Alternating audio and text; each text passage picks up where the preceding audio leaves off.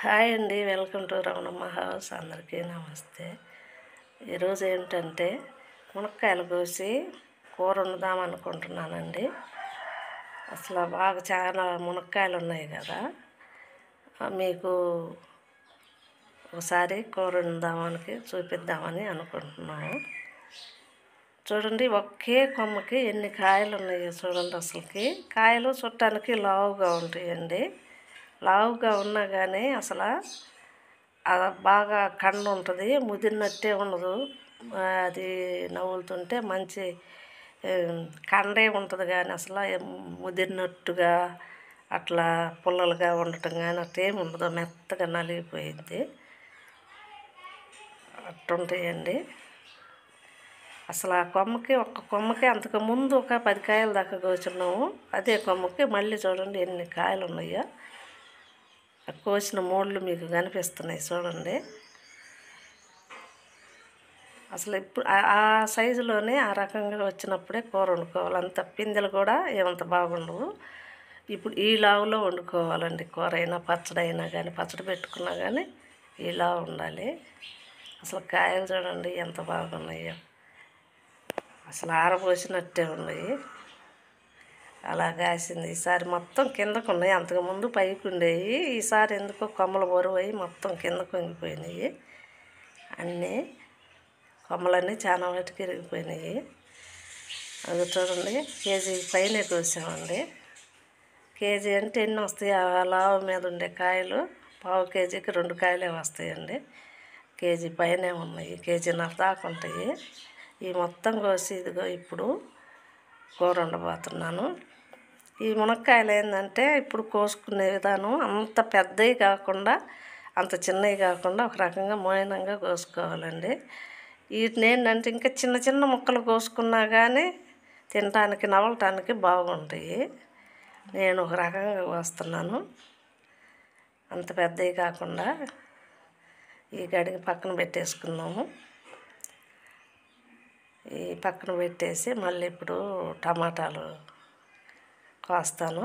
టమాటాలు కూడా మరిన్ని వేస్తున్నానండి, ఎందుకంటే గుజ్జు గుజ్జుగా ఉండేటట్టుగా, చారు లేకుండా గుజ్జుగా ఉండేటట్టు మరిన్ని టమాటాలు కోస్తున్నాను. ఎందుకంటే ఇప్పుడు ఈ టమాటాలు రేటు కూడా తక్కువగానే ఉంది కదా. ఇప్పుడేను ఈ టమాటాలు తినాలన్న తర్వాత అంటే మరీ ఉండే కొద్ది రేట్లు పెరిగిపోతాయి. అప్పుడు మనం టమాటాలు కూడా ఎక్కువ కూరల్లో వేసుకోలేము, కొనలేమండి. ఇప్పుడు వాటికి బాగానే ఉన్నాయి టమాటాల రేట్లు. సన్న సన్న ముక్కలు కోసేసుకొని అన్నీ ఆ మధ్యలో ఉండే ఆ తెల్లకండ అనేది తీసేసుకొని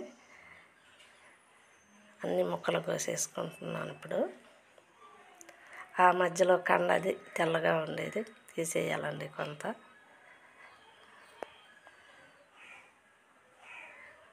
ఏదో కిడ్నీలో రాళ్ళు ఉంటాయి, అది ఇది తింటే ఎట్టా వస్తాయి అంటుంటారు కదా.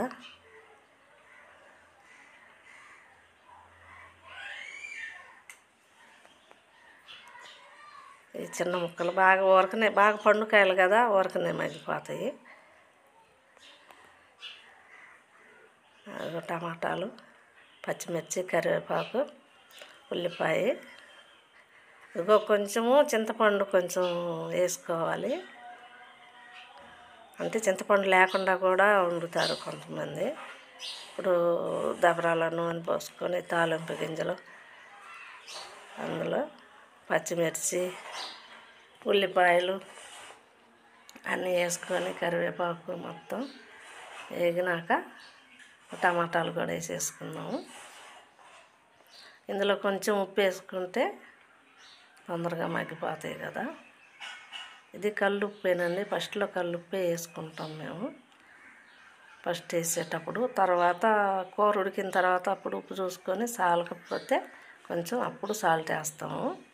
ఫస్ట్లో అయితే ఈ కల్లుప్పే వేస్తాము మేము. మూత పెట్టుకున్నాము. ఇదిగో కూర తయారైపోయిందండి. ఏంటంటే వీడియో ఎగిరిపోయింది. అన్ని ఉప్పులు కారాలు అవన్నీ వేసేటప్పుడు మొత్తం వీడియో తీసాము, కానీ అది లేదండి, ఎగిరిపోయింది ఎందుకో మరి. కూర రెడీ అయిపోయింది. చూడటానికి చాలా బాగుంది, టేస్ట్గా కూడా బాగుందండి. బాగా కూర కుదిరింది, బాగుంది. కానీ మీకు చూపించలేకపోయాము. మా వీడియో నచ్చితే లైక్ చేయండి, షేర్ చేయండి, సబ్స్క్రైబ్ చేసుకోండి తప్పకుండా ప్లీజ్.